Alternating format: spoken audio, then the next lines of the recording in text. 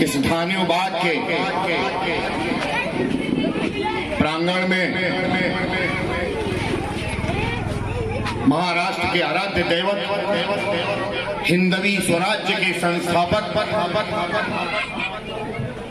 जिन्होंने मुगलों के छक्के छुड़ाए, बड़े ही चपल शूरवीर शिवाजी महाराज के एवं उत्तर प्रदेश के, हिंदुस्तान के, बहराइच के महाराजा सुहेलदेव की आज 1015वीं जयंती, संयुक्त जयंती बड़े ही धूमधाम से यहाँ मनाई जा रही है। आप लोग इसे यही चाहता हूँ। तालियों के गड़गड़ाहट से स्वागत करें इन विचारों का। कहते हैं कि वो ट्रैक्टर किस काम का जिसमें ट्राली न हो, वो शहर किस काम का जिसमें नाली न हो, वो झगड़ा किस काम का जिसमें गाली न हो, और वो ससुराल किस काम की जिसमें साली न हो, और वो महफिल किस काम की जिसमें जोरदार। दोस्तों, संयुक्त जयंती मनाई जा रही है दो महाराजाओं का, और इन दो राजाओं की जो वीर गाथा है, अगर इनकी वीर गाथाओं पर प्रकाश में डाला जाए तो हमारे समाज के साथ, हिंदुत्व के साथ, हमारे विचारों के साथ ये ज्यादती होगी। तो मैं शुरुआत करता हूं सबसे पहले जिस महाराष्ट्र की धरती पर हम आज विराजमान हैं, खड़े। आप बताइए, ये मेरा महाराजा नहीं होता तो क्या आज हम आप यहां होते? दोस्तों, छत्रपति शिवाजी महाराज ने उम्र के 16वें साल में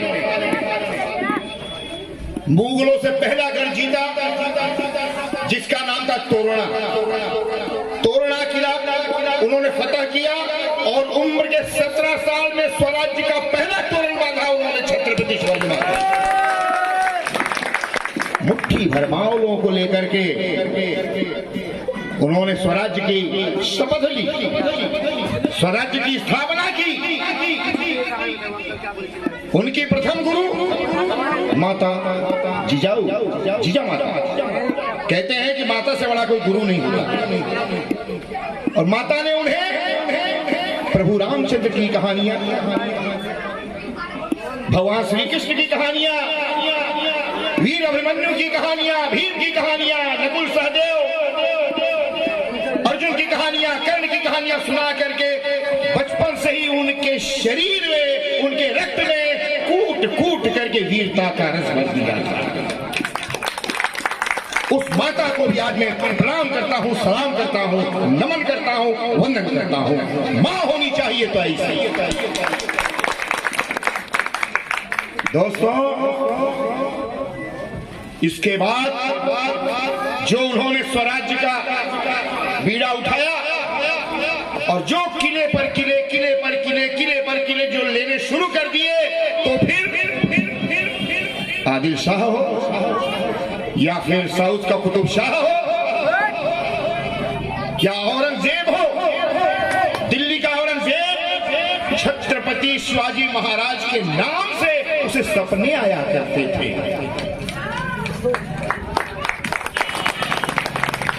सपनों में भी उसे छत्रपति शिवाजी महाराज दिखते थे।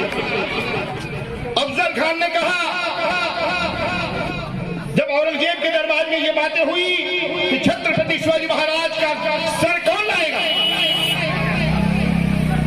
तो अफजल खान ने बीड़ा उठाया पान का, कहा मैं लाऊंगा शिवाजी का सर, मैं लाऊंगा। वो अफजल खान जो वहां से चला, तो उन्होंने सबसे पहले हिंदू धर्म के जितने भी मंदिर थे उन्हें ध्वस्त करते हुए निकला। यही तो किया। जितने भी आक्रांता आए, मंदिर तोड़ो गुंबद बनाओ, मंदिर तोड़ो गुंबद बनाओ। ऐसा करते करते जब वो चला, लाखों का लश्कर लेकर के, छत्रपति शिवाजी महाराज को जब ये पता चला कि अफजल खान आ रहा है छत्रपति शिवाजी का सर ले जाने के लिए, तो उन्होंने कहा इसको तो रोकना पड़ेगा, और नहीं तो पूरे महाराष्ट्र को तहस नहस कर देगा। तुलजा भवानी का मंदिर तोड़ दिया उसने, विठल रखुमाई का मंदिर तोड़ दिया उसने। यहां पर एक व्यूह रचना हुई कि प्रतापगढ़ के किले पर हम अफजल खान से मिलेंगे, हमारी मुलाकात होगी। अफजल खान तो गदगद हो गया, खुश हो गया। अरे कहां 4 फुट का शिवाजी और कहां 7 फुट का अफजल खान, जो अपने हाथ से सिक्के को मोड़ देता था, सरिया मोड़ देता था, उसे इतना गर्व और घमंड हो गया। शिवाजी 2 मिनट का काम, शिवाजी को तो मैं उसका सर लेकर के जाऊंगा। इतने गर्व से जब शामियाना लगा, उनसे मिलने की बातें हुई, तो बात हुई उनका अंगरक्षक था सैयद बंडा। किसका? अफजल खान का। तो यहाँ के जो वकील थे उन्होंने कहा कि सैयद बंडा है, इसलिए शिवाजी महाराज नहीं आ रहे हैं, शिवाजी महाराज उनको डर रहे हैं सैयद बंडा को, इसको साइड में किया जाए। अब उसको और घमंड आ गया कि सैयद बंडा को जब वो डर रहे हैं तो मैं तो अफजल खान हूं, उसको साइड कर दिया गया। और इसके बाद छत्रपति शिवाजी महाराज ने क्या किया, जो कवच वगैरह पहन करके उन्होंने सारा अंगरखा पहन करके ऊपर से अपने कपड़े पहने, और बागनक जो है उन्होंने अपने हाथ में डाल लिया। उसको पता था कि ये घात तो करेगा, ये घात ही करने आया है। और जैसे उन्होंने शिवाजी महाराज को देखा, आओ शिवाजी, आओ शिवाजी, गले लग जाओ। जैसा शिवाजी महाराज को उन्होंने गले लगाया, 4 फुट के शिवाजी, उन्होंने पखमोर के भाई उन्हें जुड़ा ही दबाए थे दिहन। जब दबा दिए उनको, शिवाजी महाराज को पता था, उन्होंने क्या काम किया, वही बाघनक जो है उनके पेट में डाल करके पूरी अतड़ी खींच लिया। खान मारा गया, खान मारा गया, खान मारा गया, बस भगदड़ मच गई। इसके बाद मराठे टूट पड़े और जहां की तहां भाग करके सेना निकल गई, और छत्रपति शिवाजी महाराज फिर किले पर गए और वहां से उन्होंने तोप की सलामी दे दी। ये है मराठों का इतिहास। दोस्तों, जिस धरती पर हम आज विराजमान हैं, ये हमारा स्वाभिमान है, और हम इतने सौभाग्यवान हैं कि हम आज यहाँ पर इस धरती पर। और मराठों के बारे में मैं कहूं तो मराठे इतने सूरवीर थे कि ये हिंदुस्तान तो क्या अफगानिस्तान तक चले गए थे। उन्होंने अटक से लेकर कटक तक उन्होंने अपना भगवा ध्वजा रहा था। ये है मराठे, ये सूरवीर है। अब इसके बाद मैं आना चाहूंगा वो वीर योद्धा, वो महाराजा, उनकी भी उम्र थी 16 साल। 16 साल की उम्र में जब सालार गाजी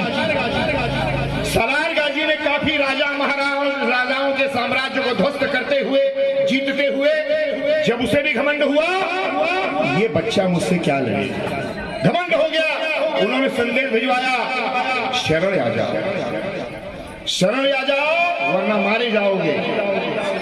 इन्होंने कहा कि अभी आपने इस धरती के सपूतों को देखा नहीं है सालार, मैं लड़ने के लिए तैयार हूं। और ये वीर योद्धा जब बहराइच के मैदान में उतरा है, तो गाजी सालार को और उसकी सेना को तहस नहस करते हुए, गाजी सालार के छोटे छोटे टुकड़े करके उसने वहां पर भी दिखा दिया कि भारत माता के एक नहीं अनेकों सपूत हैं, और ये वीरों की धरती है, ये वीर सपूतों की धरती है। सुहंद है, अमर रहे, सुहंद है, अमर रहे, शिवाजी महाराज अमर रहे। अब दोस्तों, मैं एक बात और कहना चाहूंगा। आप लोग बार बार ये कभी मत दिल में सोचिएगा, आज मैं जो कहने जा रहा हूं कि महाराजा सुहेलदेव केवल एक परिवार के थे या एक राजभर परिवार के थे, ये कदापि नहीं सोचिएगा। वो जिस साम्राज्य के राजा थे, उस साम्राज्य में कितनी जातियां थी, अनेकों जातियां थी, और कितनी जातियां थी ये हमारे एक शिवाजी महाराज ये भी बैठे हुए हैं, छत्रपति शिवाजी के नाम पर इनका नाम है। अभी ये बताएंगे कि उस समय कितनी जातियां उस साम्राज्य में रहा करती थी, और फिर इसके बाद मैं अपने आगे विचार व्यक्त करूं। जरा बताइए शिवाजी जी। महाराजा सुहेलदेव ने सिर्फ राजभर जातियों का ही रक्षा नहीं किया, उसमें यादव, भर, कहार, कोहार, बिंद, केवट, बाजी, मजियार और बहलिया तमाम ऐसी उत्तर भारतीय जातियां थी उत्तर प्रदेश में, जो कि महाराजा सुहेलदेव ने सभी जातियों का रक्षा किया। इसलिए जो है महाराजा सुहेलदेव सिर्फ राजभर जातियों के महाराजा नहीं है, हर धर्म के जातियों के ये महाराजा सुहेलदेव जी हैं। मैं क्या ज्यादा बोलूं, भैया हमारे राधेश्याम पाठक ही बोलेंगे। कितनी जातियां हैं इन्होंने बता दी। अब मैं जितनी जातियां वहां पर थी उतनी जातियां आज भी हैं। मैं सभी लोगों को ये आग्रह करूंगा उनसे, और उनसे विनती करूंगा कि जो महाराजा हमारी धरती के लिए, हमारे लोगों के लिए जो खून की नदी बहा करके अपने वीरों को जिन्होंने कुर्बान किया, ऐसे वीर योद्धा का कोई भी कार्यक्रम, खास तौर पे यदि उनकी पुण्यतिथि हो या उनकी जयंती हो, तो आप सभी को एक झंडे के नीचे आना होगा, और यही उनको सबकी श्रद्धांजलि होगी और सच्चा नमन होगा। ये कभी किसी को नहीं सोचना है कि वो एक समाज के थे, क्योंकि वहां इतनी जातियां थी। अगर मान लीजिए वो विजयी हो जाता तो जितनी जातियां थी, उनकी बहन, बेटियां, उनकी इज्जत, उनका खेत खलिहान या घर जो भी था, उसके क्या हाल करते, क्योंकि वो आक्रमणकारी थे। और आक्रमणकारी आने के एक प्रकार का जगह उन लोगों ने आकर के इस तरह से। तो मैं फिर एक बार उनकी जयंती के निमित्त 1015वीं जयंती पर उन्हें एक बार सैल्यूट करता हूं, और जाते जाते एक बात कहूंगा कि लाल भारत में पैदा अनेकों हुए, लाल भारत में पैदा अनेकों हुए, कोई रण के लिए, कोई वन के लिए आज भी जिंदा है कुछ ऐसे सूरमा जो एक बात पर मिट जाए अपने वतन के लिए।